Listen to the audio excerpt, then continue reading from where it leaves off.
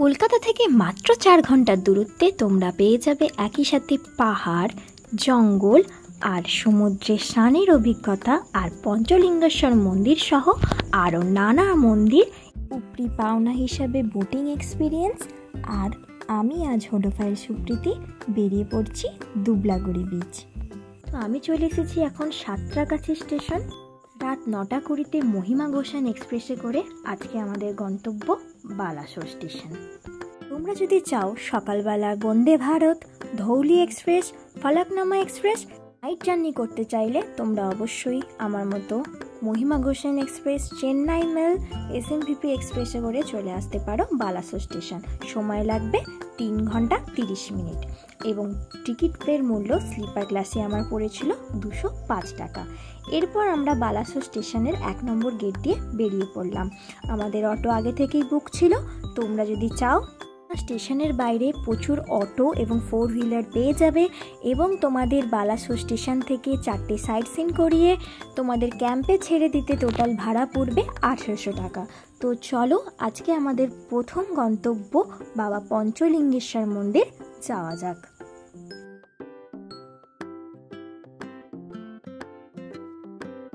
পঞ্চলিঙ্গেশ্বর মন্দির উড়িষ্যার কিন্তু অন্যতম একটা দর্শনীয় স্থান, যেটি নীলগিরি পাহাড়ের ওপর অবস্থিত। পঞ্চলিঙ্গেশ্বর পৌঁছে আমরা একটু চা কফি খেয়ে রিফ্রেশ হয়ে আমরা কিন্তু ড্রেস চেঞ্জ করে নিয়েছিলাম। যেহেতু আমরা নাইট জার্নি করেছিলাম, তোমরা চাইলে এখানে স্নানও করতে পারো, সেই ব্যবস্থাও কিন্তু রয়েছে মাত্র 10 টাকার বিনিময়ে। এছাড়াও এখানে কিন্তু থাকার ব্যবস্থা রয়েছে।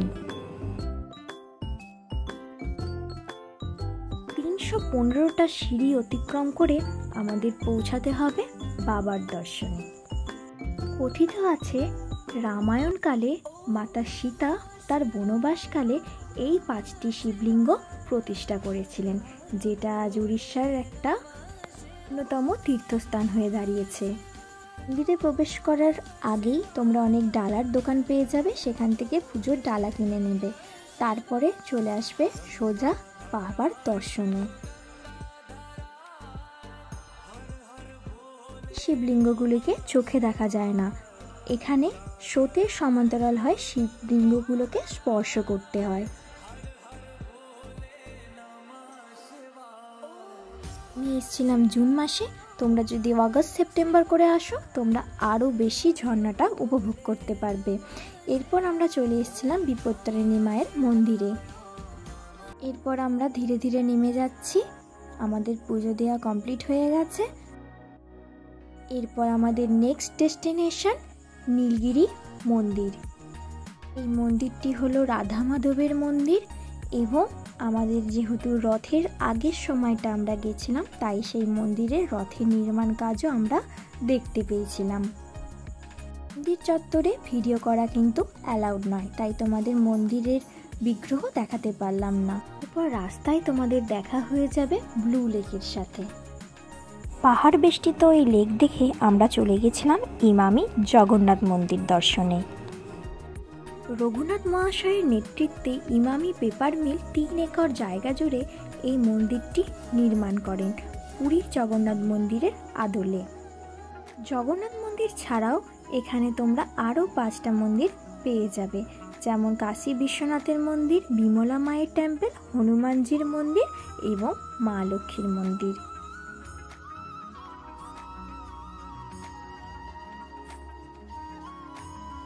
এই মন্দিরের উচ্চতা প্রায় 78 ফিট এবং এই মন্দিরের চূড়াতে অষ্টধাতু নির্মিত নীলাচক্র রয়েছে। আমরা প্রভু জগন্নাথদের দর্শন করে এরপর আমরা আজকে আমাদের ক্যাম্পে ফিরে যাব।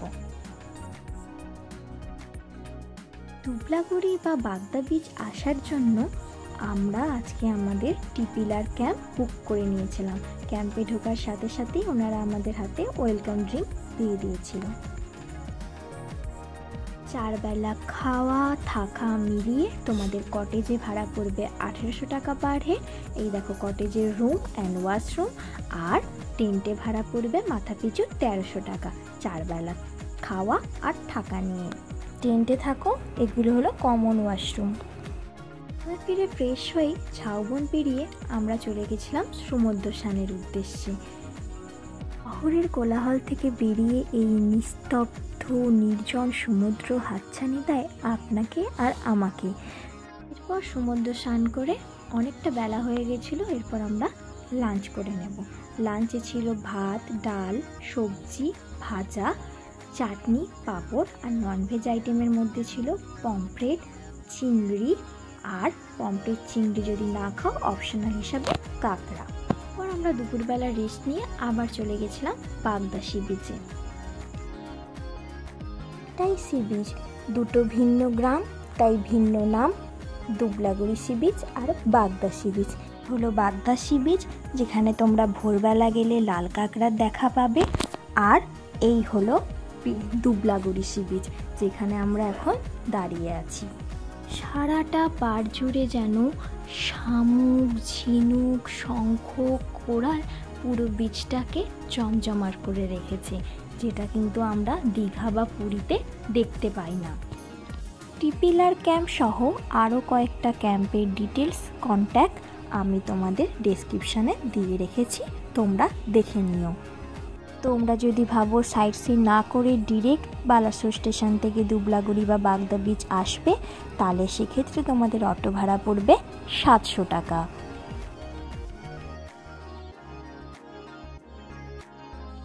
এরপর আমরা ফিরে যাব আমাদের ক্যাম্পে। চলো সন্ধেবেলার আলোতে তোমাদের ক্যাম্পটা একটু ঘুরে দেখাই। সকালবেলা ক্যাম্পটা তো তোমাদের দেখালাম, এখন দেখো রাত্রিবেলা রঙিন আলো ছটাতে কীরকম আমাদের ক্যাম্পটা সেজে উঠেছে। আজকে আমাদের স্ন্যাক্সে ছিল ভেজ পকোড়া আর চা।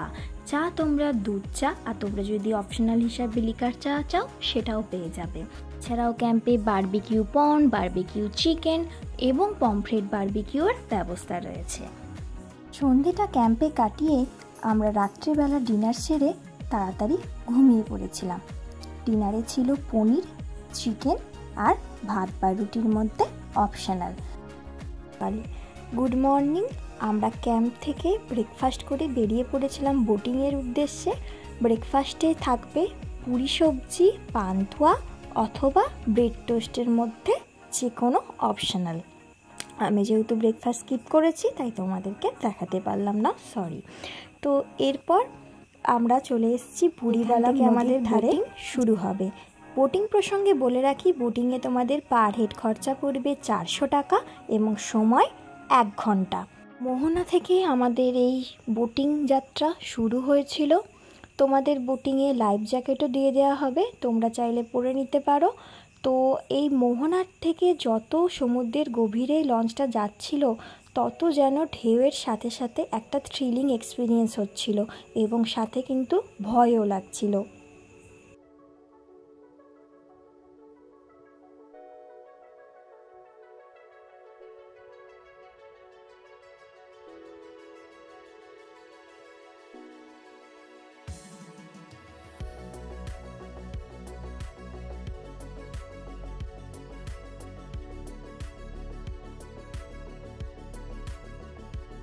এই 1 ঘন্টা জার্নির মধ্যে বোটটা কিন্তু একটা আইল্যান্ডে হোল্ড করবে, সেখানে তোমরা কিছুটা সময় কাটিয়ে নিতে পারো।